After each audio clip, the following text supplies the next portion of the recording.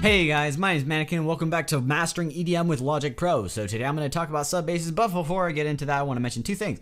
First of all, I said I was going to do vocals, but I'm not going to actually cover that until I get the vocals back because I'm working on a trance track and I have a vocalist and she's going to send me the vocals. I'm not exactly sure when, but when she does, then I'll actually do my series on vocals using those vocals there, just so I don't have to worry about copyright or anything, and I can show you guys 100%. Working from scratch with recorded vocals that are completely raw, no reverb, no nothing, no EQ, how you would actually work with those. Because when it comes to remixing, they're typically already processed. You don't have to do much with them. Maybe a little bit of EQ, maybe some stylistic distortion, and maybe some extra reverb or delay, but nothing like actually where you need to, really mix them in. So I'll cover that later, but for now, I'm just gonna cover a couple of other, just various other topics, and in the meantime, and it's good stuff. So one other thing I want to mention is if you haven't checked out my Patreon page, I suggest you check it out. It's got some cool stuff that by way of what I'm going to be doing to this channel and how you can help out. Not going to go into any amazing details there because you can check it out yourself and you can decide whether or not you want to help. So that covers both things there. What do you know? Okay, so there's going to be a link right here. So enjoy. Okay, so today I want to talk about subbasses.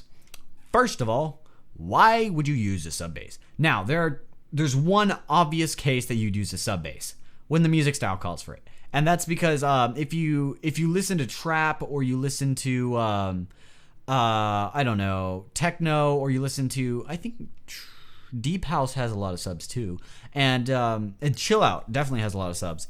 But so when you recognize that there's a sub bass and you just want to figure out how to make that and how you would use that and stuff like that, and so that'd be an obvious case to where you'd use a sub bass.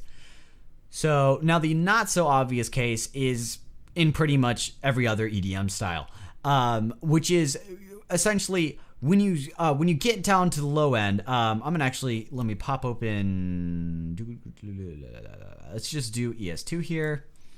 And then I'll set this to the analog saw initialized. Now I'm going to drop an EQ on this and make it so it's only low end. Make that cut really tight there. And if you just listen,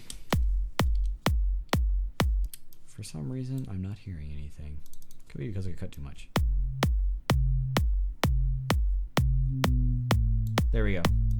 Okay, so now let me show you the analyzer here. Make it high resolution. But if you see, mostly it's just a peak here.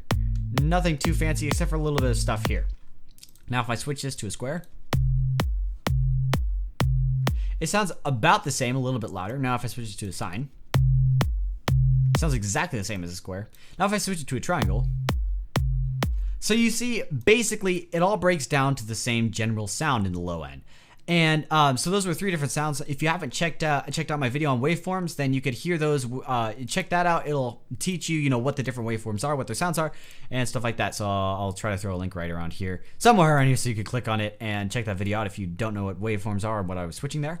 But anyway, so it all breaks down to basically a sine wave sound in the end.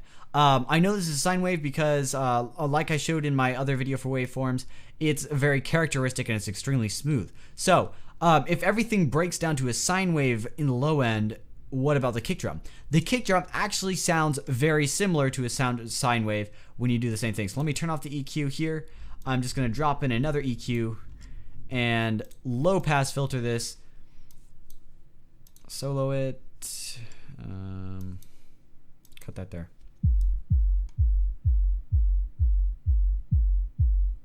So around here, it's pretty smooth sounding. And if I actually show you what happens if I drop this one more octave, drop in an octave, it also almost sounds like that.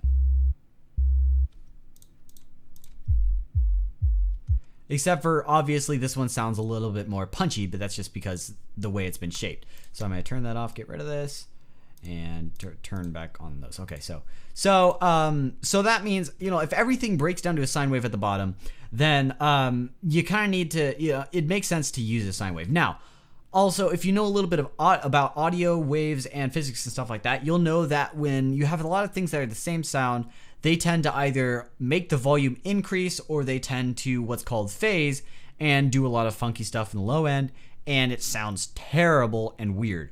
So in the case of low end in music production, you get a lot of phasing if you're not careful. So this is why you need to be careful, and you need to manage your low end, and why you would cut the low end out of most of your instruments and then add a sine. So that was the not so obvious case about other genres of EDM.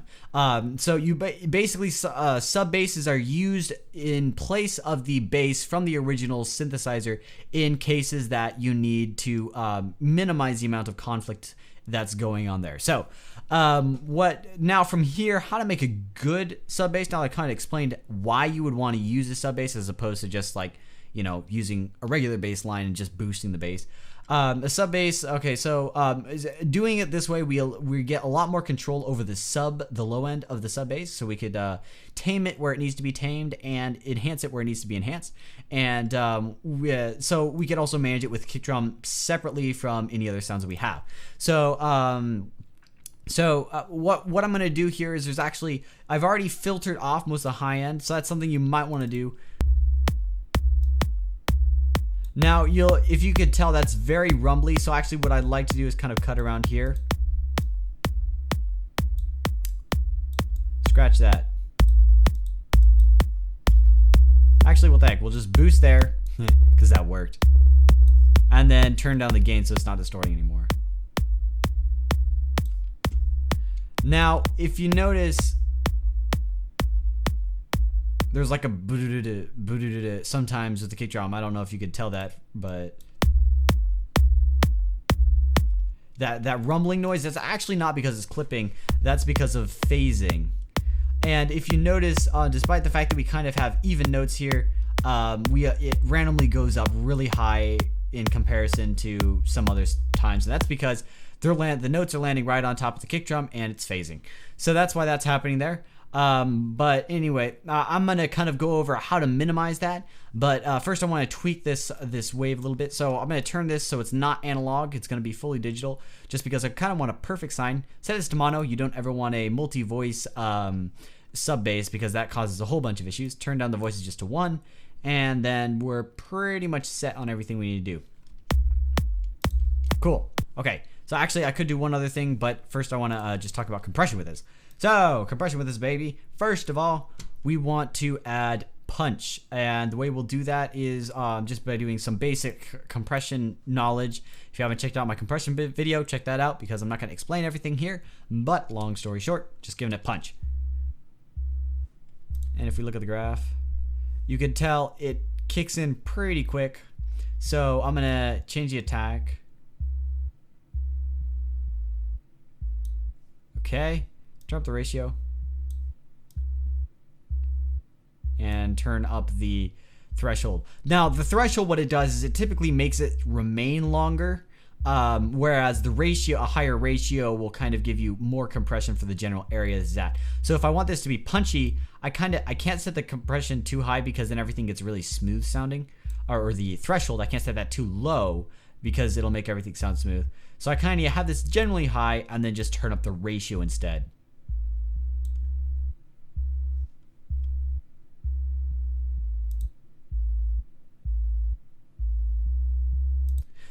So you could tell it's quite a bit more punchy.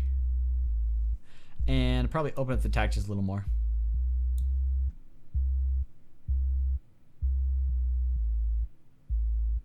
Yeah, sounds good enough.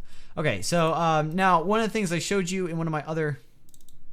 Yeah, I filtered everything off there. Well, in one of my other videos was had to do with how you can make a synth punchier, and I'm just going to do, just to give the sub bass a little bit more punch, I'm going to turn down the sustain, and actually I'm going to turn it down all the way first, and then just kind of figure out where the sweet spot is for getting some punch. So that's about right. That actually, if you think about it, that almost sounds like a kick drum.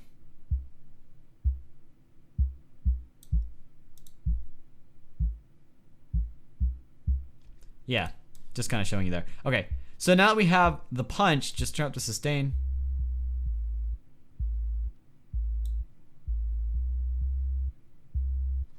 And now we get some nice punch, and there's a little bit of body. So to add more body, and we're also going to do something to add some harmonics too. I prefer to use overdrive for this, not distortion, overdrive. because it's smooth and it gives it nice harmonics. So what I'm going to do here is just see what it sounds like right now.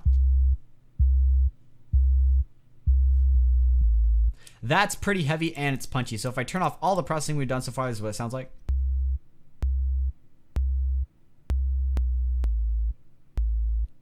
That pop is coming from the fact that we filtered out the high end, so you don't worry about, we don't have to hear that after we turn on the EQ. So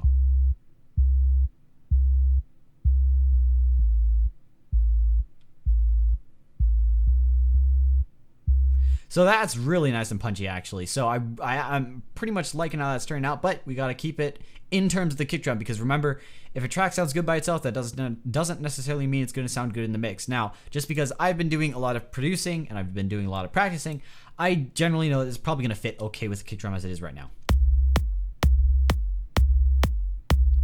Except we get nasty distortion because everything's phasing.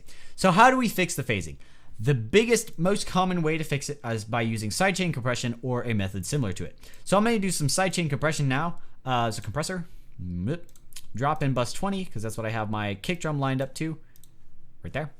And then I'm just going to, one of the things I want to change is if you look at the sidechain here, there's an option for a filter.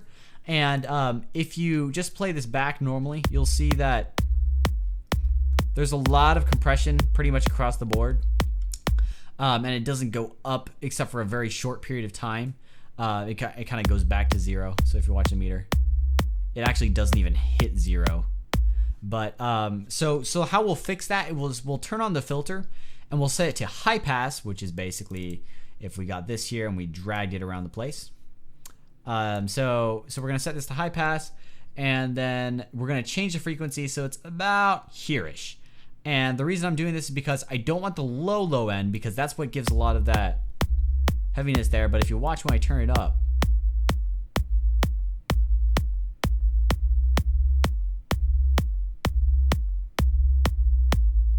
it kind of makes it so it's more of like a tooth format where it cuts in and then it just kind of it fades out. Almost in a straight format instead of like a weird bumpy weird shape. So now the reason I'm doing this is because we want the kick drum to always shine through. So what we'll do with the sub bass, we'll kind of duck it when this kick drum needs to shine through, and typically this can be used as an effect for things, but it also can be used just as a mixing technique. So I prefer to use this stylistically, but some people do not like the sound of that and would prefer to use it as a mixing technique. So it's kind of up to you. I'm going to try to make it so it's a mixing technique today. So like I was quickly said about the compression there, or not the compression there that we did, I'm going to turn up the threshold and also turn up the ratio so that we kind of get a punchier sound. Now we're also getting some distortion still. So I think one of the ways to handle this is, first of all, turn off auto release so that we could make sure we have full control over this and it's not doing any extra correction or thinking behind that. We're going to make the release longer so that it kind of, the kick drum has a little bit more room.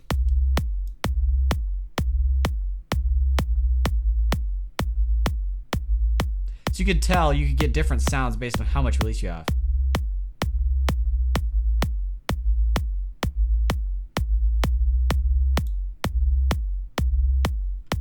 Now I want to turn up the threshold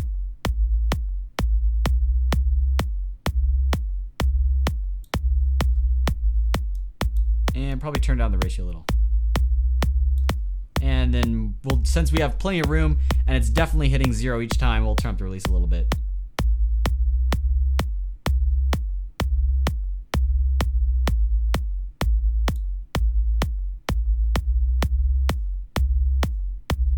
Okay, now I'm just going to turn on the attack, so we kind of get a little bit more control there over how quickly it comes in. And now the knee is something you kind of have to play with, because in the case of low end, there's a lot of things that compression can do to it to completely ruin it. So you kind of just got to listen for the sweet spot.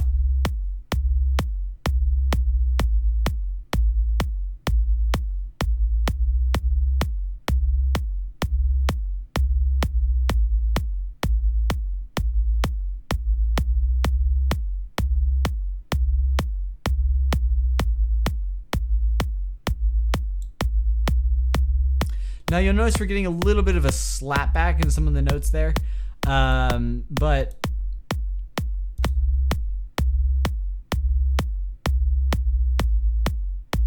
yeah, so it's about here.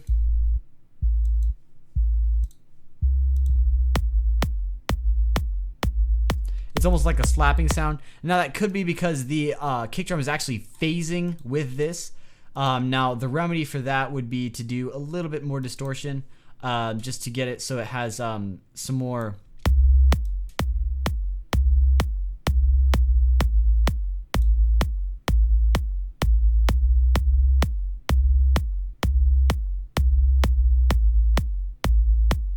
There we go. So it has more harmonics now with the distortion, so we have to worry less about the main part of the sub actually phasing with the kick drum.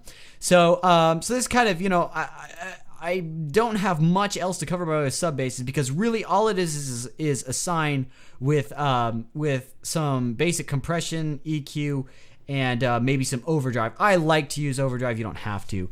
It just.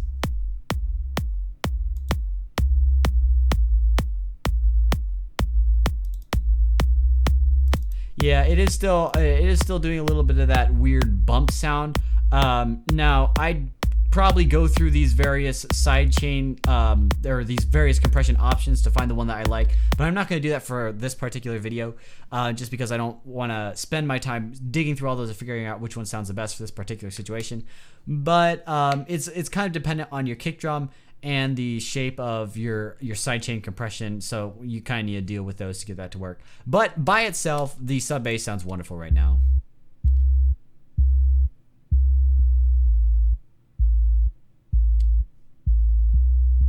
So it'd be just a matter of mixing it in and making it sound great. So so this is the general tips about, you know, making a sub bass and getting it to fit underneath of your synthesizers and stuff like that is a little bit more of a chore. So my suggestion would be, the biggest thing you want to change is not necessarily EQ, but it's actually volume. So you'll deal with basically balancing in the kick drum, or not the kick drum, the sub bass via volume. But otherwise, it's you know, just whatever you feel like doing. Now, one of the things I want to talk about is why you should not have your sub bass in stereo, and why I decided to make it in mono. Now, the way that low end works is when you get it in stereo, it sounds fine and dandy if you're wearing headphones. But when you start to do speakers or live events that have loud music playing, that low end, because in order to get it in stereo, you have to have the sides playing different things. Let's see if I can get this to do it right.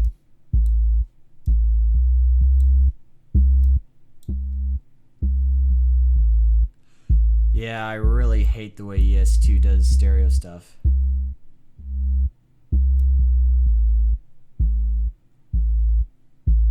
Yeah, I'm not going to be able to do a really good representation here of what it sounds like in stereo, just because I have to set up two different things and hard pan them left and right just to get it to sound nice. So, but anyway, generally, if you think your nice little, oh, that sounds terrible, but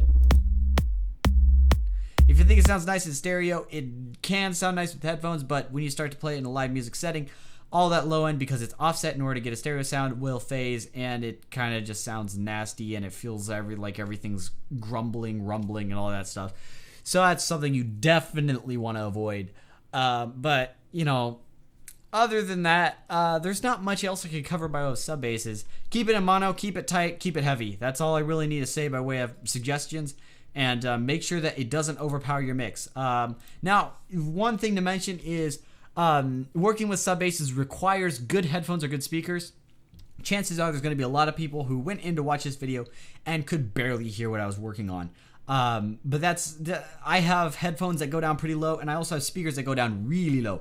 So in order to actually work with a sub bass, you need to be able to hear it well, because if you can only hear it partially, chances are you'll boost it way too much and you're just gonna have a lot of issues. So better to not use a sub bass when you don't have the speakers to be able to manage it, than to try to manage your sub bass without actually, you know, having speakers that you could hear it properly. So I'd say just leave your bass as it is, and just try to fit it into your mix. If you don't have good speakers, if you have studio monitors, then feel free to create a dedicated sub bass and really go all out and try to mix it in and make it as heavy and punchy as you feel like you need it to be. So that's it for this video. Thank you so much for watching. If you like it, like the video. If you have any comments, suggestions, anything like that, drop them in the comments below and I'll get back to you as soon as I can. But anyway, thanks for watching and I'll see you in the next episode.